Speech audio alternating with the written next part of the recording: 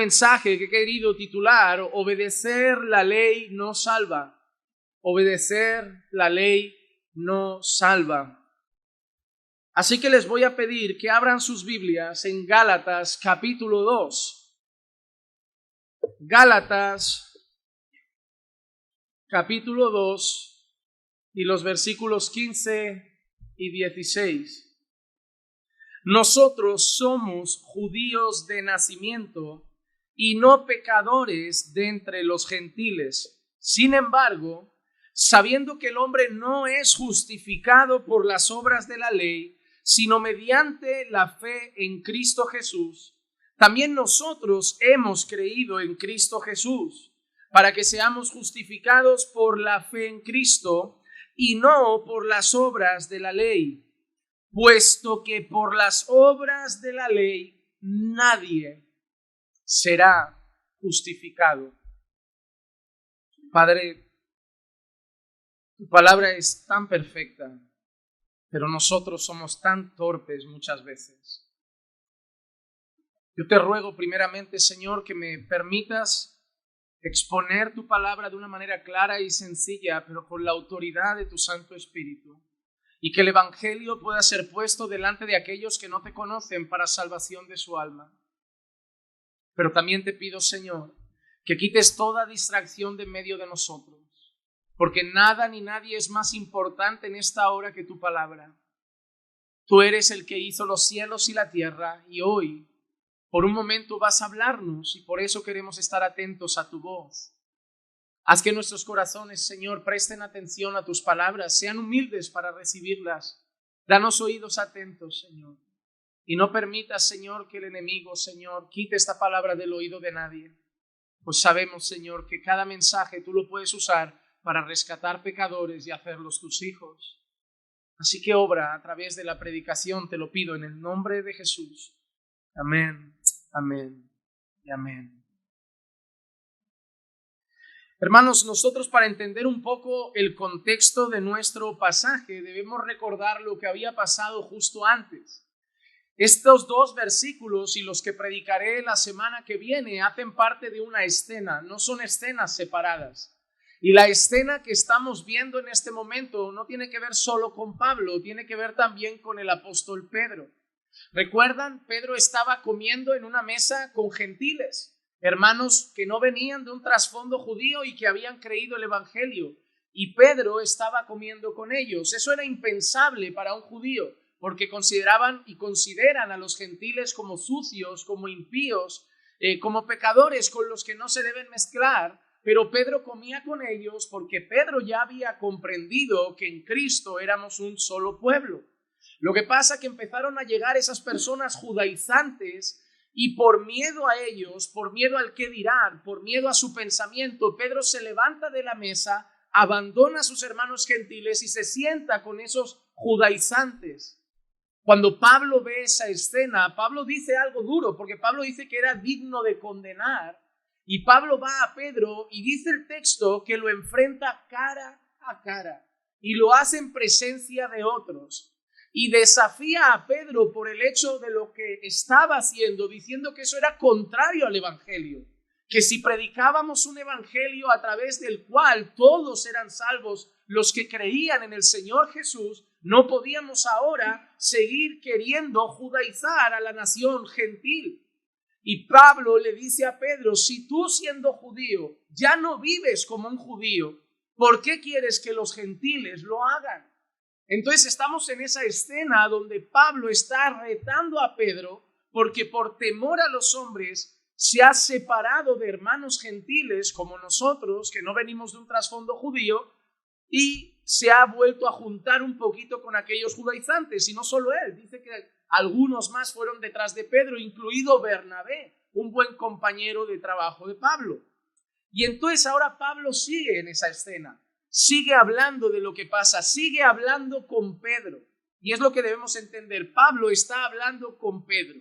Y nosotros vemos que Pablo empieza a decirle lo siguiente, nosotros, y él se incluye porque él también viene de un trasfondo judío, dice, nosotros somos judíos de nacimiento.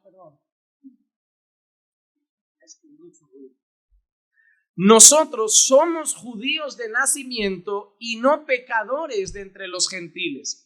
Hay que tener una cosa clara y es como debemos entender esta frase. Pablo no está diciendo que los judíos no son pecadores de nacimiento, porque la Escritura deja claro que todos nacemos en una condición de pecado y es una enseñanza que Pablo ha defendido en otras cartas también, que todos nacemos en esa enemistad con Dios. Pero Pablo está hablando a personas que tienen una mente judía, a personas que tienen una mente marcada por el judaísmo del pasado. Y Pablo lo que le está dejando claro es que en sus mentes ellos son un pueblo santo desde siempre y los otros meros pecadores. Y Pablo le empieza a usar su lenguaje. Y eso es lo que me gusta de Pablo. Pablo no cambia el mensaje, pero usa una forma de hablar que van a entender. Por eso ves a Pablo muchas veces hablar de soldados, hablar del agricultor que con paciencia planta la semilla y espera, hablar del atleta que corre la carrera. ¿Por qué? Porque cuando iba a hablar con griegos que tenían sus Juegos Olímpicos, sus carreras, dice, voy a hablar de esta manera, voy a dar este ejemplo para que entiendan lo que quiero decir. Pablo nunca cambiaba el mensaje, pero el lenguaje que utilizaba era un lenguaje accesible a los oyentes para que no hubiera sombra de duda de lo que quería enseñar. Entonces Pablo empieza a decir, nosotros somos judíos de nacimiento y no pecadores de entre los gentiles. Está hablando en una forma que los judíos puedan entender, como diciendo, nosotros somos el pueblo especial y no estos gentiles que han vivido de siempre pecando.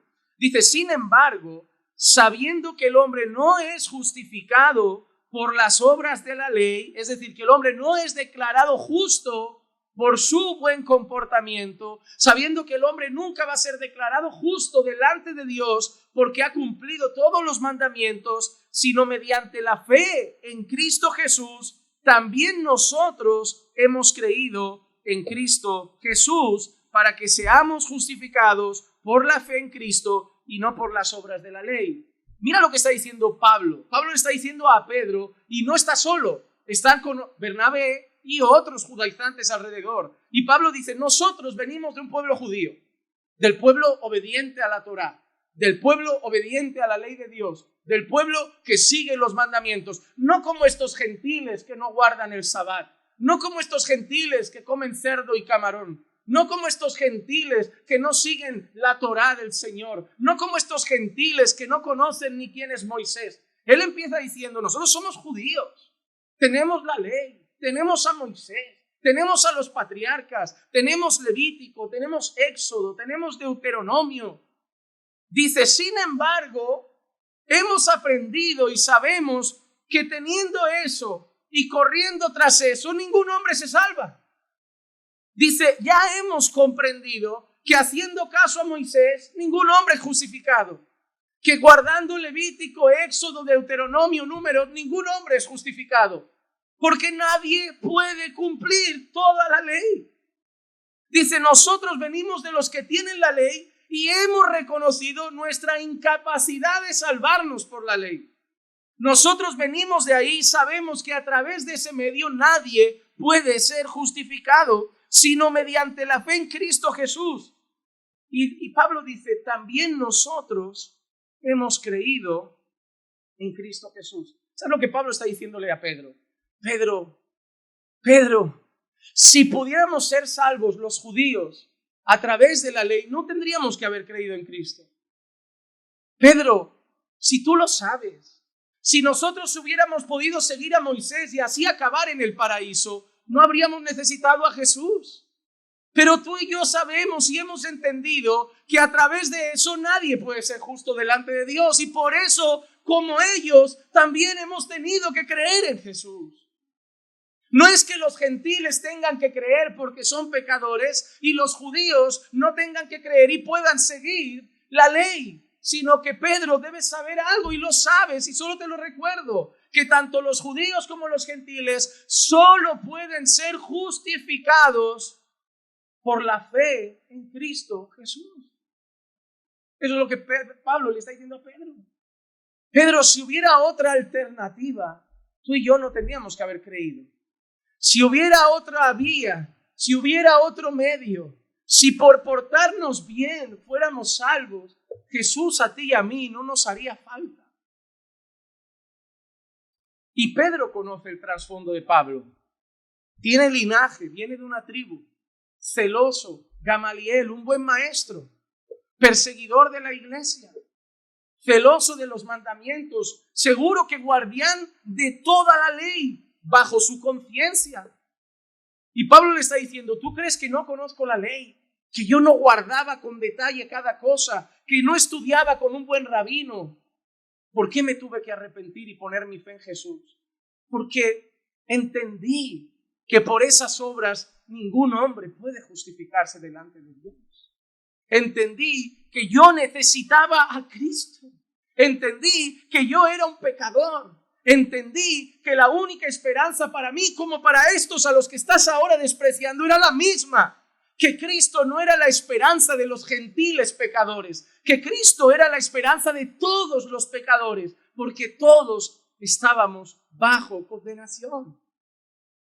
Ese es el argumento de Pablo. Y quiero parar ahí porque es una enseñanza que debemos guardar en nuestra vida. Porque Pablo en el versículo 16 lo encierra con la frase magistral: puesto que por las obras de la ley nadie, ni judío ni gentil, nadie será justificado. Ahora yo te hago una pregunta y espero que hayas entendido esta frase. Una persona que vive en Jerusalén, judío ortodoxo, que guarda sus mandamientos, que va a su sinagoga, ¿puede ser declarado justo delante de Dios sin Cristo? Espero que lo entendamos. Porque hay gente que ve a esas personas y todavía considera que son el mejor pueblo y el más santo delante de Dios. No, hermanos. Si incluso Pablo en una ocasión a los romanos dice, ojalá, y te lo hago en un lenguaje propio, lo puedes leer de otra manera en Romanos, dice, ojalá yo pudiera ser anatema y ellos salvos. Pablo dice, ojalá yo me fuera al infierno si eso significaba que Dios salvaba a todos mis compatriotas. ¿Sabes lo que está diciendo Pablo? Ahora ha entendido que no son salvos. Que no son salvos. Pablo, ¿por qué? Y Pablo dice, porque intentan establecer su propia justicia. Una justicia no derivada de la fe en Cristo, sino derivada de su propio mérito. Intentan ganarse el favor de Dios. Intentan ser buenos delante de Dios y entonces así nunca serán salvos, porque absolutamente todos deben reconocer que son pecadores y la única esperanza de salvación es la fe en Jesucristo. Y ese es el tema central. Y aparece una palabra que son de esas palabras quizá que algunos las consideran técnicas, teológicas, pero mira, yo entiendo que una persona creyente no tenga a lo mejor que saber cada concepto teológico. Por ejemplo, cuando hablamos del fin de los tiempos y de las diferentes posturas, tenemos dispensacionalismo, amilenialismo, premilenialismo, y yo entiendo que un creyente puede vivir tranquilamente sin saber qué es eso. Puede vivir sin saber qué son esas posturas y los nombres y las etiquetas que les ponemos. Pero todo creyente debe saber qué significa justificar. Porque eso ya no es una etiqueta que hemos puesto nosotros. Eso es una palabra que está en las Escrituras. Y es una de las mayores palabras que necesitamos aprender. Porque la pregunta de si, pastor, ¿cómo sé si soy salvo?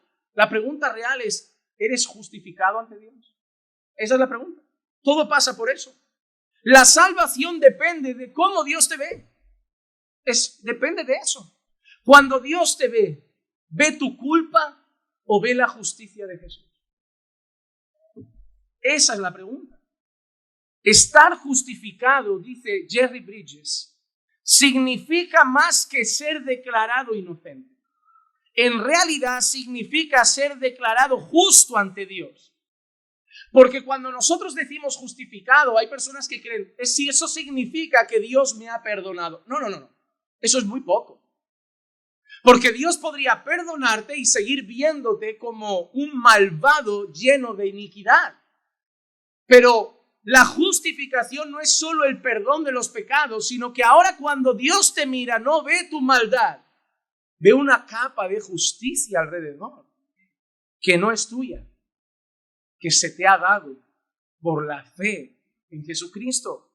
significa que Dios ha imputado o cargado la culpa de nuestro pecado a Jesucristo, su Hijo, y a nosotros nos ha imputado o acreditado la justicia de Jesús. Ahí sabes si eres salvo o no.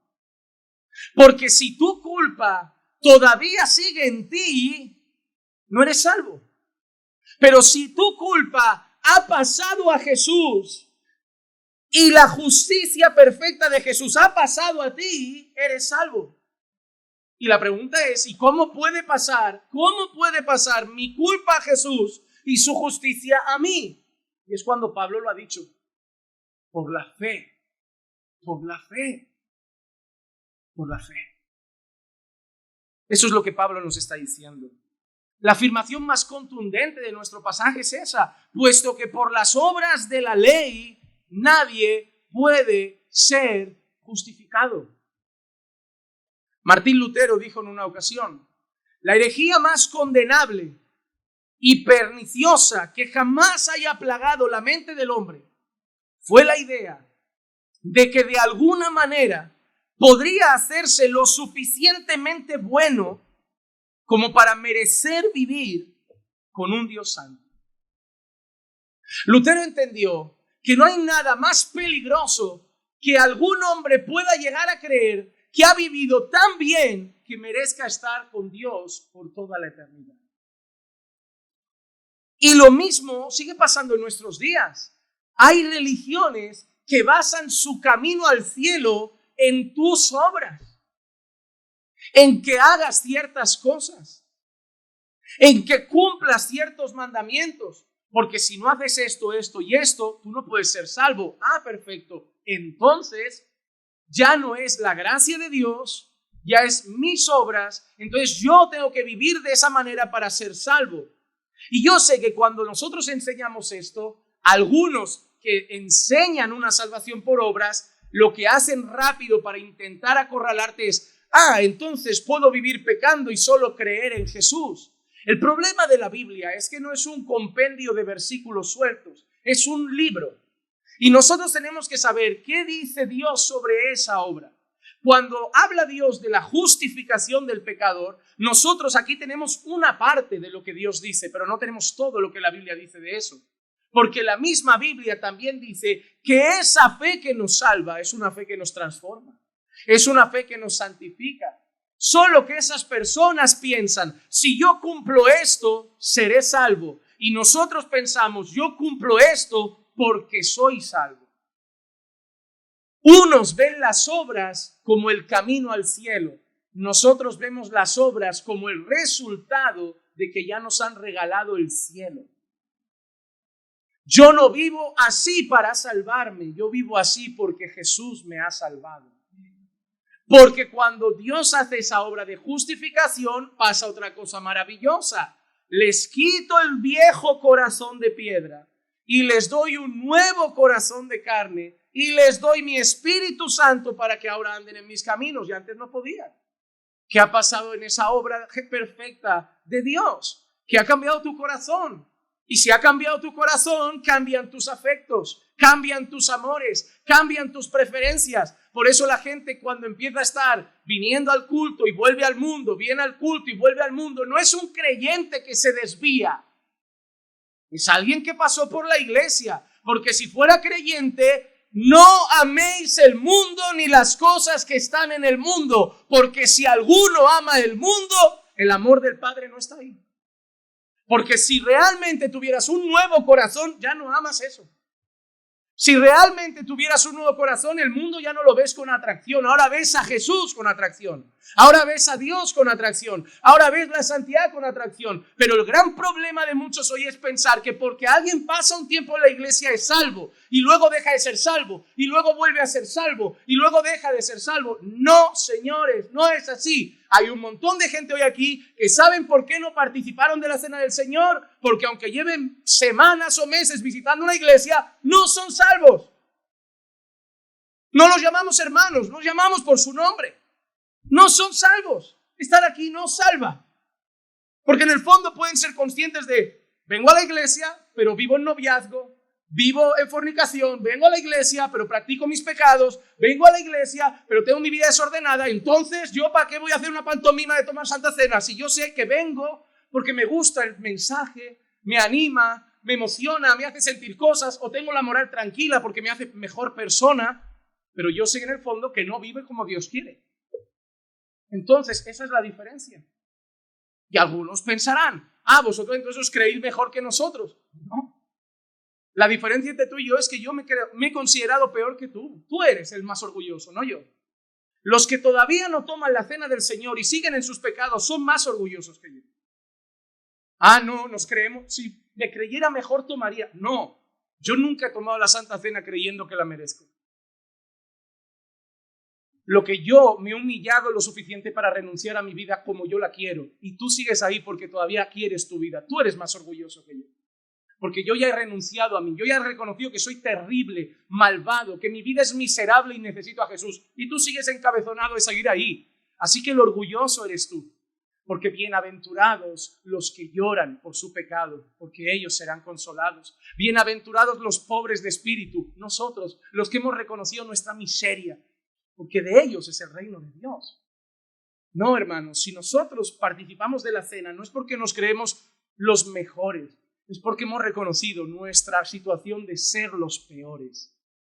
Y la gente que no es porque quiere seguir viviendo de espaldas a Dios. Nosotros ya nos hemos humillado.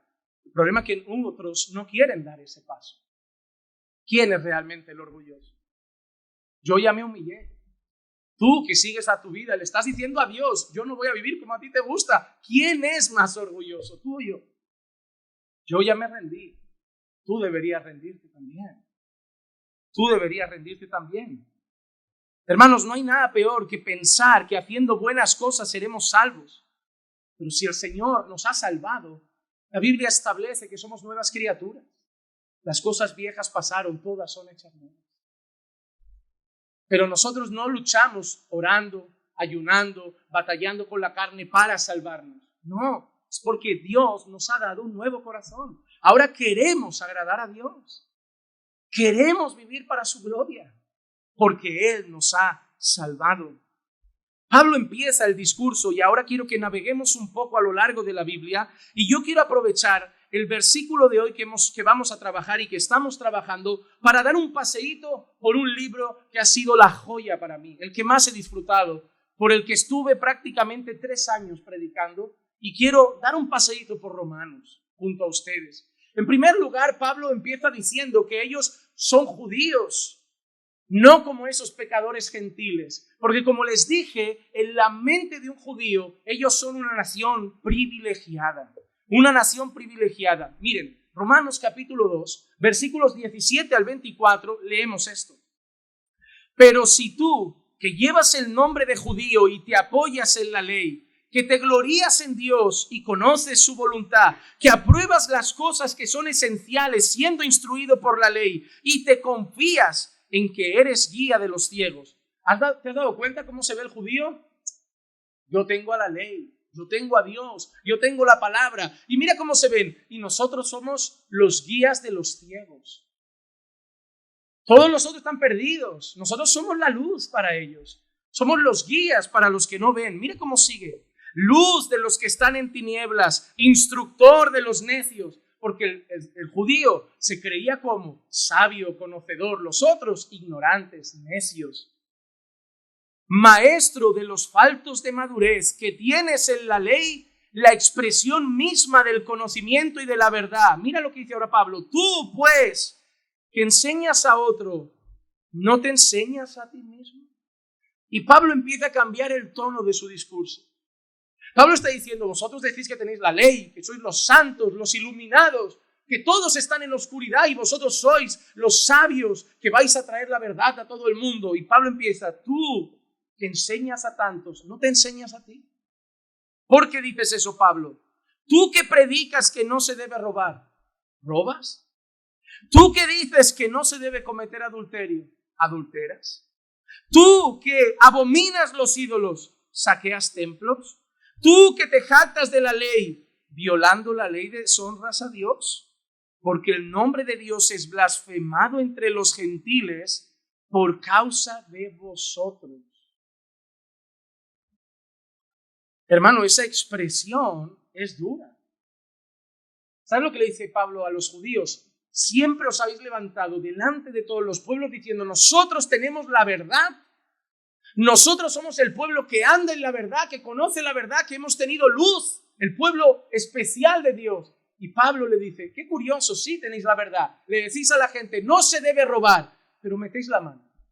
Le decís a la gente, adulterar es pecado, porque vosotros los paganos sois adúlteros, mujeriegos, tenéis rameras en vuestros templos. Ya, pero vais con otras mujeres que no son las vuestras. Los ídolos no sirven para nada, ya, pero cada vez que sacáis un pueblo, los lleváis, los fundís y el oro os lo quedáis. Y Pablo les dice, ¿sabéis lo que pasa? Vosotros habéis hecho una cosa terrible. Habéis provocado que entre los gentiles el nombre de Dios sea blasfemado. Porque si realmente vivierais tan bien, dejaríais en evidencia a todos. Pero ¿sabes lo que dicen los gentiles? Dicen que conocen a Dios, pero son tan malos como nosotros. Dicen que saben la verdad, pero al final viven con los mismos pecados que nosotros. Cuando yo leo eso, miro a la iglesia, porque ¿sabes qué le decimos al mundo? La homosexualidad es pecado, el adulterio es pecado, la fornicación es pecado. ¿Cuántos casos de adulterio pasan en la iglesia? ¿Y cuánta gente ve vídeos inadecuados en la iglesia? ¿Y cuántos jóvenes caen en fornicación en la iglesia? ¿Y cuánto orgullo hay en algunos? ¿Y cuánto? No, porque el Señor dice que el marido es cabeza de la mujer debe ser así, el feminismo está mal. Pero ¿cuántas mujeres son autoritarias en la iglesia y sus maridos están sometidos a ellas? ¿Y cuántos matrimonios en la iglesia están rotos? Lo mismo que pasó con los judíos pasa con nosotros. Por causa de nosotros a veces el nombre de Dios es blasfemado. Porque le decimos a la gente, la iglesia tiene la verdad. Y la gente nos mira y dice, pues yo conozco uno que va ahí. ¡Qué tela! La iglesia tiene el ejemplo perfecto de matrimonio. Sí, pues mis vecinos van a tu iglesia y te digo yo que por lo que escucho en las paredes no son ese ejemplo de matrimonio. La iglesia cuida la sexualidad porque es para el matrimonio y los noviazgos. Sí, pues yo conozco un chiquillo que va a tu iglesia que anda con la novia hasta las 4 de la madrugada y los veo haciendo cosas que no deben. Por eso, así como con los judíos, escuchamos a muchos decir, son unos hipócritas. Tienen el discurso de la moral, el discurso de la verdad, el discurso de lo que está bien y mal, pero no viven nada de lo que dicen. ¿Y para qué vamos a hacernos como ellos? Si ellos hablan pero no hacen y al final a escondidas en sus casas son como nosotros. Se jactan en las calles de decir arrepentíos y en sus casas viven como nosotros. Lo único, y así piensa el mundo, lo único que yo tengo la cara de que soy así fuera también. Ellos lo hacen a escondidas. El mundo es más honesto. Porque el mundo peca sin reproche. Nosotros lo tapamos para tener nuestra apariencia de piedad. Muchos en la iglesia son como esos fariseos a los que Jesús les dijo, laváis el vaso por fuera, pero por dentro sois sepulcros blanqueados. Por eso muchos en aquel día dirán, Señor, Señor, si yo fui a una iglesia de buena doctrina, a mí Juan Manuel me hablaba de pecado, de santidad, de arrepentimiento, de obediencia. Yo escuchaba buenos himnos, yo estaba en la alabanza, yo era líder, yo evangelizaba. Apartaos de mí, yo no os conozco. Pero yo hacía, pero no se trata de lo que hacías, se trata de quién eras. Y tú hacías mucho, pero no eras mío. Porque se puede hacer mucho para Dios sin estar en Dios. Se puede trabajar para su reino y no ser de su reino. Se puede cantar a Jesús y no estar crucificado juntamente con Cristo. La pregunta no es qué haces para Dios, la pregunta es qué ha hecho Dios en ti. Esa es la pregunta importante, no lo que tú haces para Él, sino lo que Él ha hecho por ti y en ti. Eso es lo importante. Ese pueblo se jactaba de ser un pueblo especial, pero a la verdad eran tan pecadores como los demás. En Romanos 3, 1 y 2, Pablo sigue el discurso diciendo, ¿cuál es entonces la ventaja del judío? ¿O cuál el beneficio de la circuncisión? grande en todo sentido. En primer lugar, porque a ellos le han sido confiados los oráculos de Dios. Pablo dice, realmente los judíos sí son un pueblo especial, porque tienen una ventaja inmensa. ¿Cuál, Pablo? Que ellos conocen la verdad.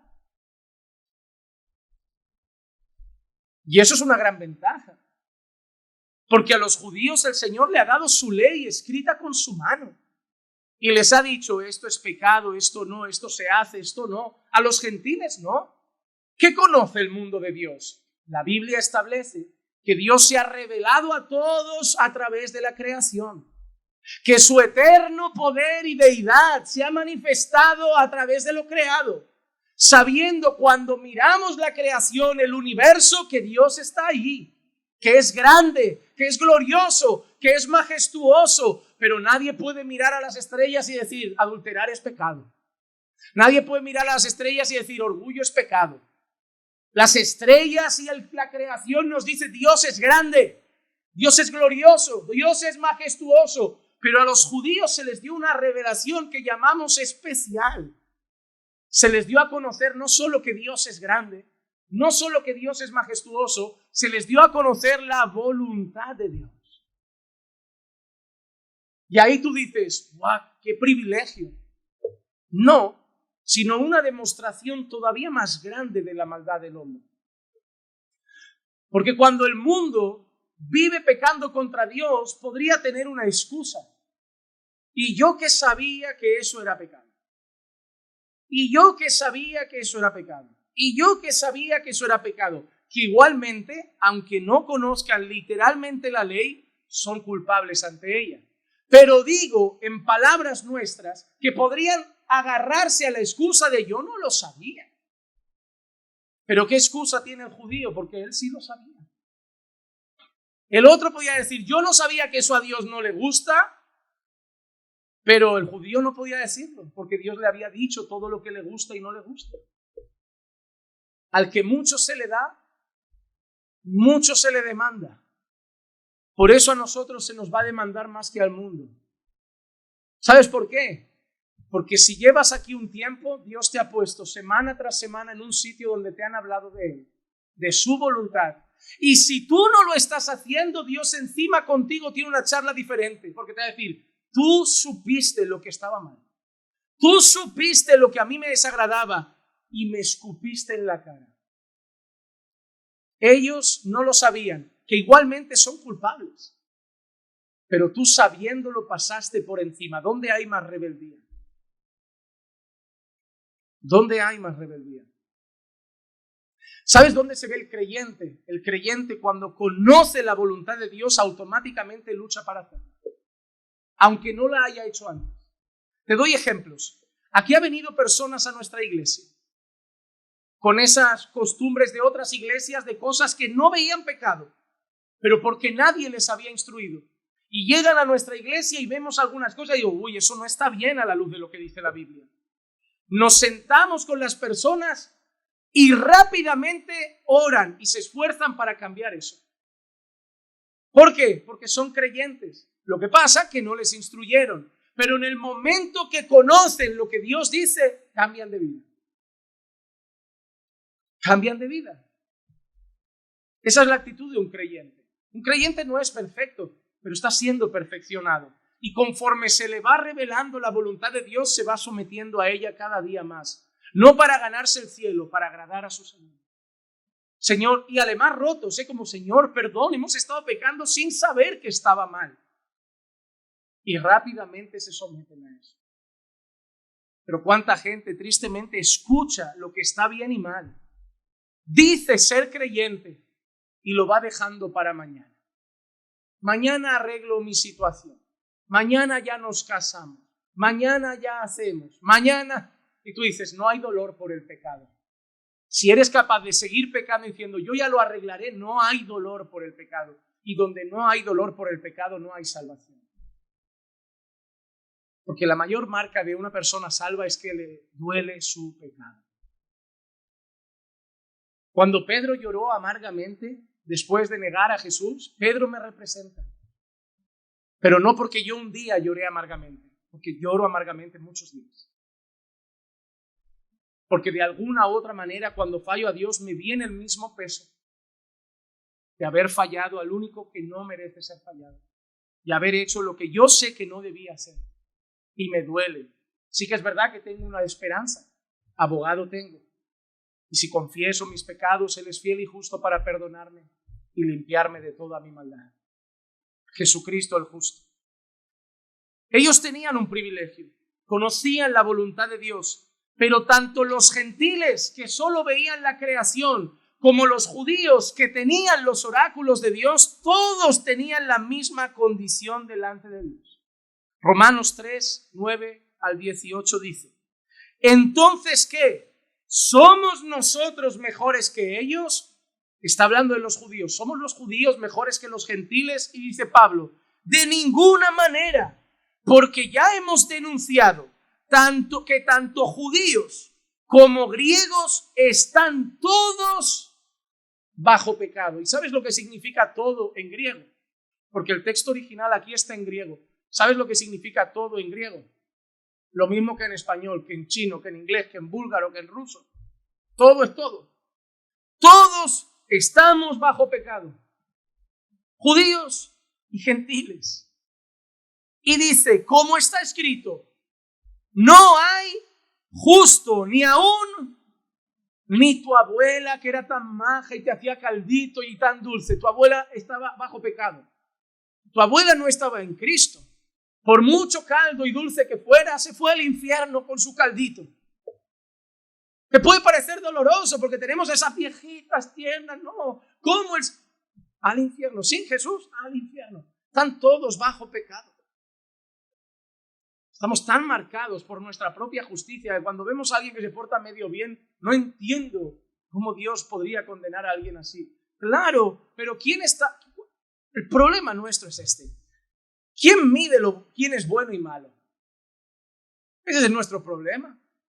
Claro, nosotros, en una sociedad como la que tenemos, que ser malo es violar, traicionar a tu esposa, con que tú no mates a nadie y hagas un genocidio y seas un adúltero, ya eres bueno.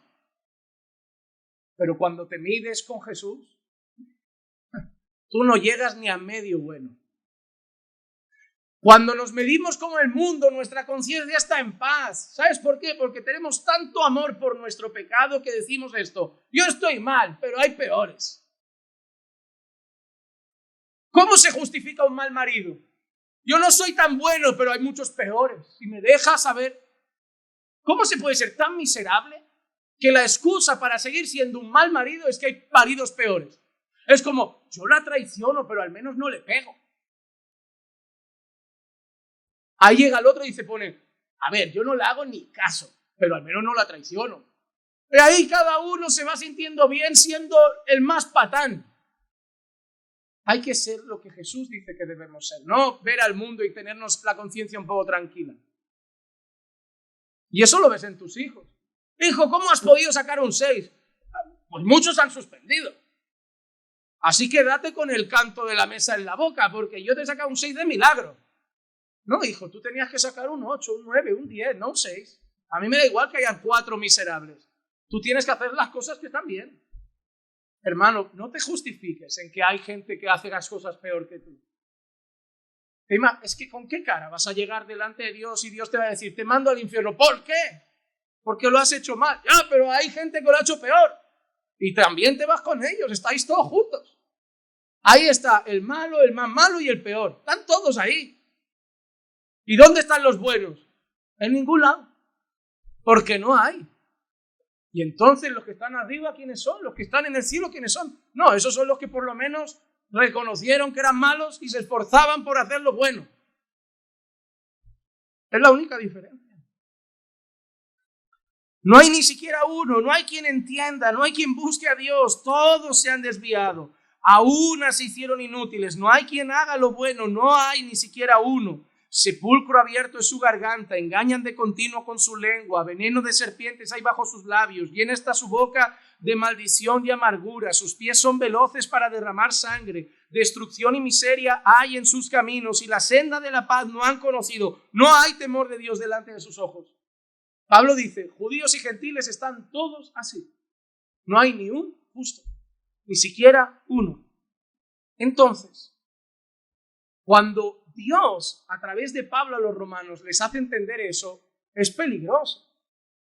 Porque Pablo empieza diciéndole a la gente una cosa: judíos y gentiles están todos perdidos. Y por sus buenas obras nadie puede ser justificado. Entonces, eso te deja sin esperanza. Pues si ese es malo y ese también, y todos están bajo condenación, ¿qué hay? Hermanos, si solo te presentan esa parte de la realidad, hay un pozo de desespero. Pero el Señor ofreció una vía de salvación, siempre la ofreció. Hay una esperanza. Solo que esa justificación que se anunció no era una para los judíos y otra para los gentiles. El Señor ofreció una esperanza, pero no ofreció varias esperanzas, varios caminos, varias alternativas. Siempre fue una. En Romanos 3, 21 al 26 dice: pero ahora, aparte de la ley, la justicia de Dios ha sido manifestada, atestiguada por la ley y los profetas, es decir, la justicia de Dios por medio de la fe en Jesucristo, para todos los que creen, porque no hay distinción, por cuanto todos pecaron y no alcanzan la gloria de Dios. Todos, judíos pecaron y gentiles pecaron, así que hay una justificación disponible para todo el que la necesita, que son todos, y es la misma, mediante la fe en Jesucristo, siendo justificados gratuitamente por su gracia, por medio de la redención que es en Cristo Jesús, a quien Dios exhibió públicamente como propiciación por su sangre a través de la fe, como demostración de su justicia, porque en su tolerancia Dios pasó por alto los pecados cometidos anteriormente para demostrar en este tiempo su justicia, y dice, a fin de que Él, Jesús, sea el justo y sea el que justifica al que tiene fe en Él. Pero es algo precioso. ¿Qué ha demostrado Dios en la cruz? ¿Qué dice que ha demostrado allá? Su justicia. Porque todo el mundo habla de que la cruz es el mayor ejemplo del amor de Dios, y concuerdo. No hay mayor acto de amor que haber entregado a su Hijo para morir por nosotros. Pero la cruz no es solo, y ahí voy, no es solo el mayor acto de amor. La cruz es también el mayor acto de justicia. Porque si solo mostrase amor, podría haber dicho, los perdono y ya. Mira cómo nos ha amado. Nos ha perdonado. Ha pasado por alto todo lo que hemos hecho. Y hoy podríamos decir, mira cuánto amor. Pero ahí no solo mostró amor. Ahí mostró que Él ama mucho. Pero también mostró que es justo. ¿Por qué? Y yo siempre doy el mismo ejemplo. Imagínate que un juez va a hacer un juicio contra un hombre que ha violado a tu hija. Y se acerca a alguien y te dice, ¿sabes quién es ese juez? Es el juez más amoroso del mundo. Más amoroso. Y llega el juez delante del violador de tu hija y dice, ustedes me conocen, ¿verdad? Sí. ¿Saben cómo soy? Sí. ¿Cómo? Amoroso. Pues por ese amor he decidido perdonar al violador. Puede irse a su casa. ¿Con qué cara se queda la madre de la niña violada? Ahí no te hace tanta gracia su amor, ¿eh? Porque es juez. Y un juez puede ser bueno. Y un juez puede ser misericordioso. Pero un juez tiene que asegurarse de algo. Su mayor trabajo es que se cumpla la ley. Y su mayor trabajo es que se haga justicia. Juez, si quiere, no lo mate, pero tiene que pagar. Tiene que pagar, porque si no, usted puede ser bueno, pero deja de ser un juez justo. Dios tenía que mostrar su amor, pero no podía dejar de lado su justicia. Y en aquella cruz hizo algo maravilloso, porque en aquella cruz mató a su hijo. Y a ese momento Él mostró que nos amó con amor eterno. pero que no pasa por alto el pecado. Él hizo justicia porque la paga del pecado es la muerte. Y mostró su amor, porque esa paga no la pagaste tú, la pagó su Hijo. Y en aquella cruz, el amor y la paz, la justicia y la paz se dieron un beso. Y en aquella cruz Dios hizo la mayor demostración de amor de la historia, pero también la mayor demostración de justicia. El pecado no queda impune. Por eso es a través de Cristo que nosotros somos declarados justos, porque Él sí vivió una vida justa. Y cuando nosotros creemos en Él, su justicia se nos regala. Y cuando ahora Dios nos mira, no nos ve a nosotros, ve la justicia de Jesús que nos cubre. Por medio de la fe en Él. Cuando Pablo está enseñando eso en su carta a los romanos, Pablo dice, ¿sabes qué? Para enseñarlo mejor y que el judío entienda que es solo por medio de la fe en Jesús, voy a tomar un ejemplo que para los judíos no van a poder decir nada. Porque los judíos siempre tuvieron algunos personajes que para ellos son el top de sus líderes, de sus ejemplos, y uno de ellos, como para nosotros, es Abraham, el padre de la fe, con quien hizo Dios un pacto y a través del cual ahora por la circuncisión los judíos son miembros de ese pacto. Para ellos Abraham es, wow, Abraham. Entonces Pablo dice, pues Abraham es el mejor ejemplo de una justicia por medio de la fe. En Romanos 4, versículos 1 al 5, dice así, ¿qué diremos entonces que halló Abraham, nuestro padre según la carne? Porque si Abraham fue justificado por las obras, tiene de qué jactarse, pero no para con Dios. ¿Qué está diciendo Pablo? Si Abraham fue declarado justo delante de Dios por lo que Abraham hizo, Abraham no tiene por qué alabar a Dios, porque Abraham se ha salvado a sí mismo. Bueno, Dios, yo me merezco eso. Por eso Pablo dice, Abraham tendría de qué jactarse. Porque, ¿qué dice la Escritura? Y mira qué dice, y creyó Abraham y le fue contado por justicia. No hizo Abraham, se comportó Abraham, trabajó Abraham y creyó Abraham. Y le fue contado por justicia. Ahora bien, al que trabaja, el salario no se le cuenta como favor, sino como deuda. Mas al que no trabaja, pero cree en aquel que justifica al impío, su fe se le cuenta por justicia. Mira qué ejemplo tan bonito hace Pablo. Al que trabaja, el salario no se le da como un regalo. Se le da como una... Imagínate que tú trabajas y al final de mes tu jefe te dice, no te pago. Tú le vas a decir, me debes pagar, me lo he ganado, me lo he trabajado. ¿Sí o no? El obrero es digno de su. Entonces, si yo entiendo que yo tengo que ganarme la salvación, que yo tengo que vivir y hacer unas cosas para ganarme la salvación, entonces Dios no me ha salvado, Dios me ha pagado. A ver, ¿tú cómo has vivido? Así. Toma, tu salario es salvación, te la has ganado. Entonces ya no podemos hablar de gracia, porque gracia es favor inmerecido. Y si al final depende de mí, no es gracia, es salario. Y te aseguro algo, amado hermano, nadie va a llegar con un cartel en el pecho al cielo que pone me lo he ganado. Por eso no es por obras, sino por la fe. Porque esa fe de la que habla Pablo es la fe de mirar a Jesús y creer en su obra perfecta, en su muerte vicaria, en su sacrificio. Es la fe de reconocer, yo no me puedo ganar el cielo, necesito la justicia de Jesús. Es la fe de reconocer, yo soy un miserable pecador y necesito su santidad. Yo soy un miserable enemigo y necesito su reconciliación. Yo sin Jesús no puedo hacer nada. Mi confianza está solo en Él. No está en nada en mí. No hay nada en mí que yo diga, yo puedo confiar en mí para ser salvo. No, no, no, no. Yo necesito poner toda mi fe y confianza en Jesús, porque en mí no hay esperanza.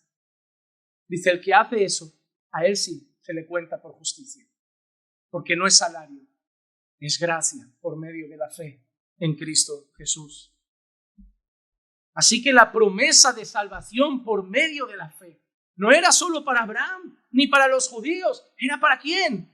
Romanos capítulo 4, versículos 9 al 11 dice: ¿es pues esta bendición solo para los circuncisos o también para los incircuncisos? Porque decimos, a Abraham le fue contada por justicia. Entonces, ¿cómo le fue contada? ¿Siendo circunciso o incircunciso?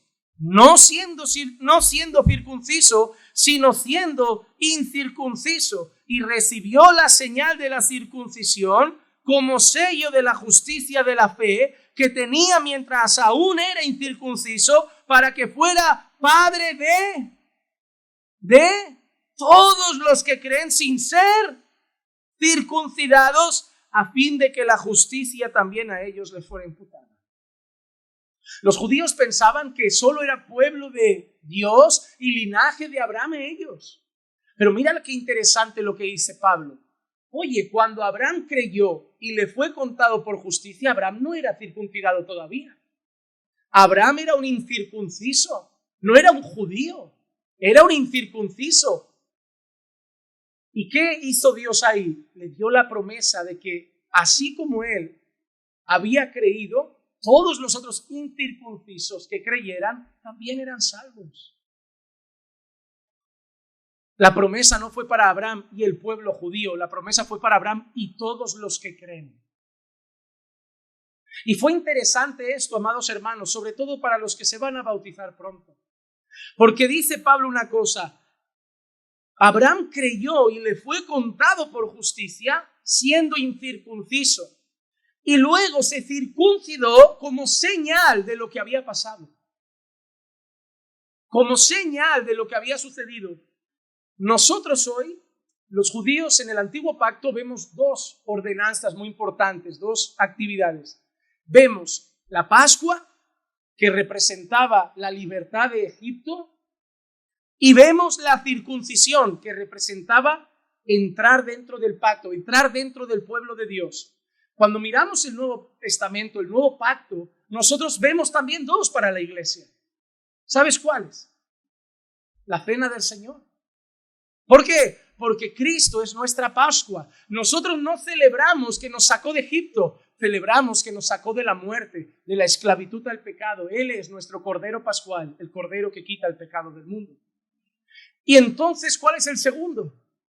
¿Qué hacemos? Abraham públicamente, por la circuncisión, mostró que había creído y se le había contado por justicia siendo incircunciso. ¿Qué hacemos nosotros públicamente? Que lo que hacemos es demostrar que hemos sido circuncidados no por las manos de un hombre, sino en el corazón por el Espíritu, y que hemos creído y se nos ha contado por justicia. En el bautismo nosotros mostramos públicamente que hemos muerto al viejo hombre y resucitado en una nueva criatura. El bautismo nos salva. El bautismo es la evidencia de la salvación que ya hemos obtenido por gracia, por medio de la fe en Jesucristo. Así que la promesa de Dios a Abraham no era para los judíos, era para todos los que creen. Por eso, si tú has creído, eres descendiente de Abraham. Si tú has creído, eres parte del pueblo de Dios. No importa si vienes de Perú, de Guatemala, de El Salvador, de Brasil, de España, de Bolivia, de Honduras, de Bulgaria, de Rusia, de Rumanía. Si has creído, eres pueblo de Dios. Porque tu justicia es por medio de la fe en Jesucristo. Pastor, entonces vivimos de cualquier manera, ¿no? Porque si es todo fe, gracia, fe. Bueno, por eso la Escritura es un libro tan perfecto. Porque para aquellos que la quieren usar para vivir de cualquier manera, no sirve. En Santiago capítulo 2, versículos 14 al 24, un texto amplio, pero quiero leerlo completo. Dice, ¿de qué me sirve, hermanos míos, si alguno dice que tiene fe pero no tiene obras?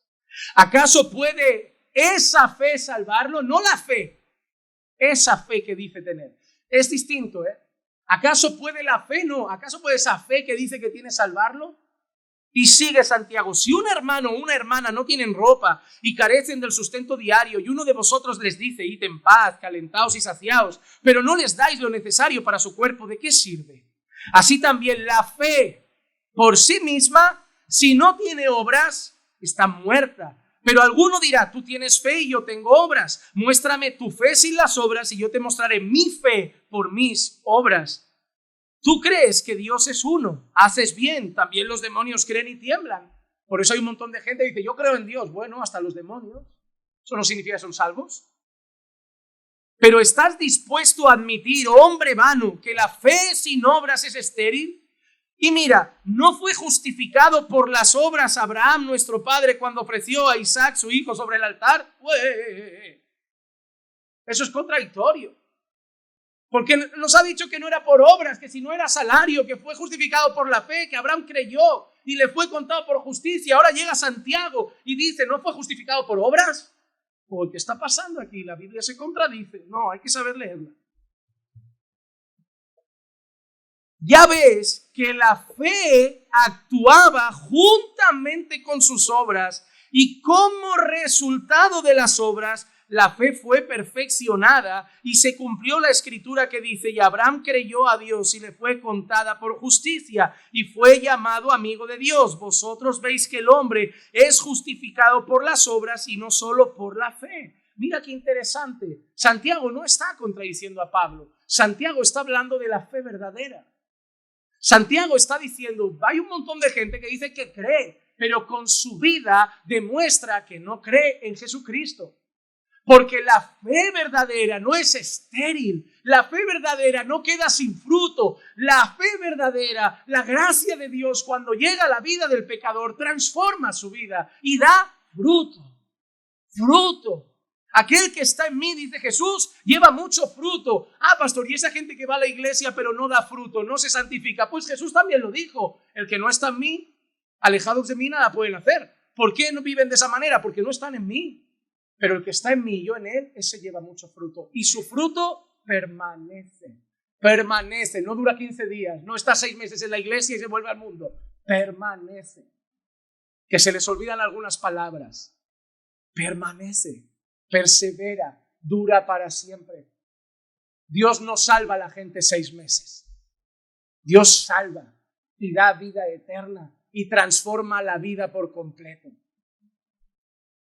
Pastor, ¿y la gente que vuelve al mundo? Biblia, yo te digo Biblia.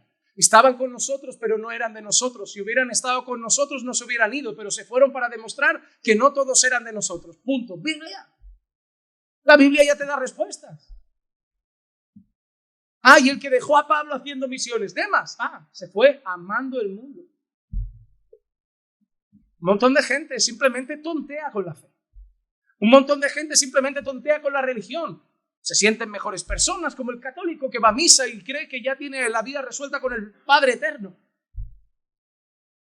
Ese es el problema, que como yo voy a la iglesia, me siento bien.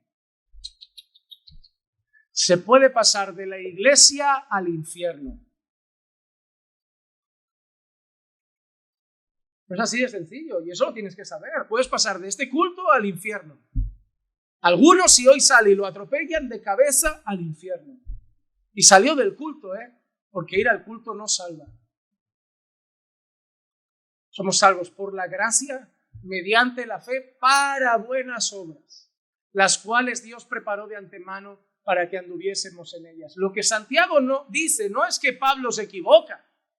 Lo que Santiago dice es complementa a Pablo. Y Pablo está diciendo, Abraham creyó. ¿Y cuál es la evidencia de que creyó? Que tomó a Isaac y se fue al monte. Lo que hizo justo Abraham no es que tomó a Isaac y se fue al monte. Abraham tomó a Isaac y se fue al monte a matarlo porque creyó a Dios. Y lo que hizo Abraham es la obra que demuestra que creyó a Dios. Tu vida es la obra que demuestra si realmente has creído en Jesús. Por eso una frase que me encanta del pastor Charles Spurgeon dice: la gracia que no cambia mi vida no salvará mi alma. Lo que Spurgeon quiere decir es que si la gracia de Dios llega, cambia vidas. La gracia de Dios, cuando salva a alguien, lo cambia para siempre, lo hace nuevo. La gente que te conocía de años atrás dirá: estás irreconocible, no por tu pelo o por tu color de ojos, por tu carácter, por tu vida, por tus valores, por tus principios, por tu conducta. Así que, hermanos, recordemos algo que Santiago también dice: hay una misma condición para todos los hombres. Santiago 2:10, porque cualquiera que guarda toda la ley, pero tropieza en un punto, se ha hecho culpable de... ¿Hay alguien que haya cumplido toda la ley sin un solo punto fallado? No. ¿Qué está diciendo Santiago? Lo mismo que ha dicho Pablo en Romanos 3:23, todos pecaron y todos están destituidos de la gloria de Dios. Por eso hay una esperanza y es la misma para todos. Colosenses 2:11 al 14, y te dejo marchar. Mi voz ha llegado al límite. En él también fuisteis circuncidados. Mira, hemos sido circuncidados. Y no tenéis que mirar a ningún lado, varones, porque es una circuncisión mucho más especial. Con una circuncisión no hecha por manos, al quitar el cuerpo de la carne mediante la circuncisión de Cristo, habiendo sido sepultados con él en el bautismo, en el cual también habéis resucitado con él por la fe en la acción del poder de Dios que le resucitó de entre los muertos. Y cuando estabais muertos en vuestros delitos y en la incircuncisión de vuestra carne, os dio vida juntamente con él, habiendo perdonado todos los delitos, habiendo cancelado el documento de deuda que consistía en decretos contra nosotros y que nos era adverso, y lo ha quitado de en medio, clavándolo en una cruz. La esperanza de todos los pecadores es Cristo. La obra de Cristo, la justicia de Cristo, la perfección de Cristo, el amor de Cristo, la gracia de Dios en Cristo. Y si tú te arrepientes hoy de tus pecados y pones tu fe en Jesucristo, el Señor te hará parte de su pueblo, no circuncidando tu carne, pero circuncidando tu corazón por obra de su Santo Espíritu. Te hará nueva criatura y serás salvo para toda la eternidad. Pero también saldrás de aquí y tu vida empezará a cambiar. Porque si realmente crees en Jesucristo, empezarás a vivir como Jesucristo quiere, para su gloria. Habrás recibido la gracia de Dios, habrás puesto tu fe en el Evangelio y las obras serán el fruto que demuestre que todo lo que dices creer, realmente lo has creído. Gloria a Dios por Jesucristo. Gloria a Dios por Jesucristo. Vamos a orar. Padre, te damos muchas gracias porque hoy nos recuerdas que nuestra salvación no proviene de nuestro mérito, que nuestra salvación no proviene de nuestra fuerza, sino únicamente de tu gracia y de la fe que nos has dado para poner nuestra fe y confianza en Cristo Jesús. Gracias, Padre, por tu palabra que hoy nos lleva a mirar a Cristo y saber y reconocer que solo Él es nuestra salvación. Oh Señor, gracias por habernos perdonado, por habernos salvado, y te ruego que uses este mensaje para llevar a otros a poner su fe en ti y que podamos ver la evidencia de esa fe por medio de su obediencia y así reconozcamos que todo es gracia por medio de la fe con buenas obras que demuestren que todo es verdadero. Señor, también te pido por el templo que necesitamos, que puedas proveer un lugar pronto para que estemos todos juntos, para no tener que hacer 2 cultos y poder estar todos cantándote, todos escuchando tu palabra, todos conociéndonos mejor unos a otros, compartiendo unos con otros. Oh Padre amado, provee ese lugar, te lo pido en el nombre de Jesús. Amén, amén y amén. Hermanos, amigos.